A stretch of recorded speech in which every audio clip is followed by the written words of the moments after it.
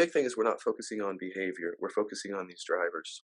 There's traumas which we define so broadly. It could be like classic or extreme trauma that you hear about in the textbooks, like combat trauma or molestation or something. But we define it, any pivotal event that was emotionally too overwhelming, and you didn't process it, and so you're carrying it around that kind of event or person. So that's a very broad definition. A lot of different stuff falls in that, even things like intergenerational stuff, but also just being with a father or a mother who related to you a certain way. Maybe didn't hit you, but related to you in a certain way that didn't make you feel safe or loved or whatever.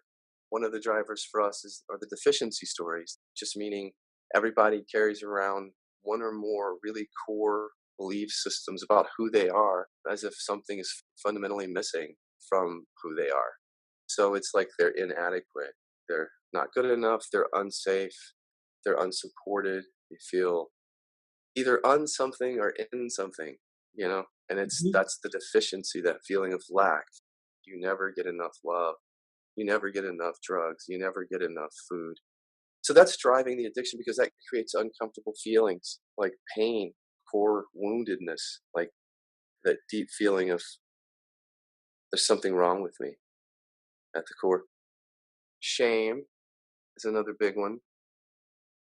So if we have enough time with people, we like to go back to all the shameful events, not just connected with addiction, addictive behavior, but anything that it's like whatever you don't want to be exposed to others, you don't have to expose to others, but in inquiry, you can expose yourself to others, to bring those feelings up so that you can be okay with them, finally meet them instead of bearing, because shame avoidance is a huge thing.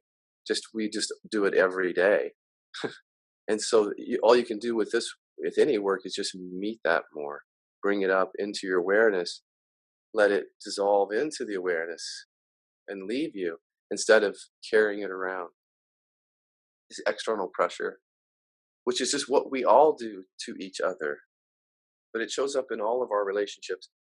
So external pressure is that feeling that there are people outside of you who first of all help to create the addiction, in the sense that if they're parents or people that you look up to, if you didn't feel like you got the love or the safety or the attention or something from them, even if they did a good job, if the perception to the child is that they didn't get that, then there's a feeling of that feeling of deficiency gets either created or strengthened in the moment that it feels like you didn't get that from mom and dad.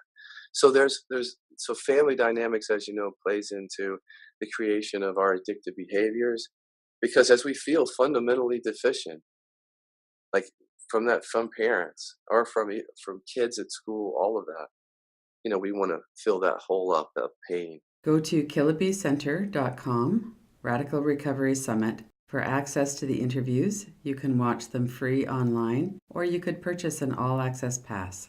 kilobcenter.com.